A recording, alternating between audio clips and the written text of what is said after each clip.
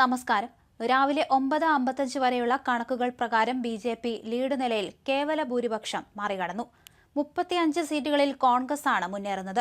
രാവിലെ വോട്ടെണ്ണൽ ആരംഭിച്ചതു മുതൽ ഹരിയാനയിൽ കോൺഗ്രസ് മുന്നേറ്റമായിരുന്നു ഉണ്ടായിരുന്നത്. പിന്നീട് വോട്ടെണ്ണൽ പുരോഗമിച്ചതോടെ ലീഡ് നില മാറിമറിഞ്ഞു.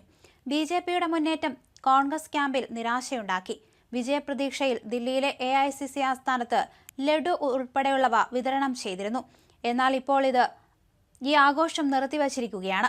ഹരിയാനയിലെ മുൻ മുഖ്യമന്ത്രി ഭൂപീന്ദർ സിംഗ് ഹൂഡയുടെ വീട്ടിലെ ആഘോഷങ്ങളെല്ലാം നിർത്തിവെച്ചു. വോട്ടെണ്ണൽ ആരംഭിച്ചപ്പോൾ തന്നെ ഹരിയാനയിൽ ലീഡ് ചെയ്ത് മുന്നേറിയത് കോൺഗ്രസ് ആണ്. അതുകൊണ്ട് തന്നെയാണ് വലിയ രീതിയിലുള്ള ആഘോഷങ്ങൾ നടത്താൻ പദ്ധതിയിട്ടത്.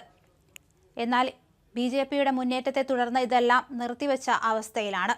എന്തായാലും 12 മണിയോടെ ഒരു വ്യക്തമായ ചിത്രം തെളിയുമെന്ന് ഉറപ്പാണ്.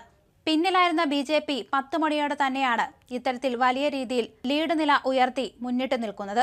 ഹരിയാനയിൽ ഇപ്പോഴും കോൺഗ്രസ് വലിയ പ്രതീക്ഷയിലാണ്. കർഷക പ്രക്ഷോഭം, ഗുസ്തി താരങ്ങളുടെ പ്രതിഷേധം, ഏറ്റവും ഒടുവിൽ അമിത്ഷായുടെ യോഗങ്ങളിൽ നിന്നിറങ്ങി കോൺഗ്രസിൽ വന്നു കയറിയ അശോക് തൻവറിന്റെ നീക്കമടക്കം തിരിച്ചടിയാകാൻ സാധ്യതയുള്ള പല ഘടകങ്ങളും BJPക്ക് മുന്നിലുണ്ടെന്നാണ് വിലയിരുത്തൽ.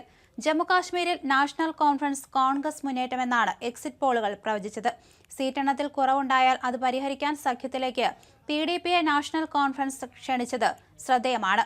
തൂക്കസഭയ്ക്ക് സാധ്യത തെളിഞ്ഞാൽ സ്വതന്ത്രന്മാരുടെ നിലപാടും 5 അംഗങ്ങളെ നാമനിർദ്ദേശം ചെയ്യാനുള്ള ഗവർണറുടെ സവിശേഷ അധികാരവും നിർണായകമാകും.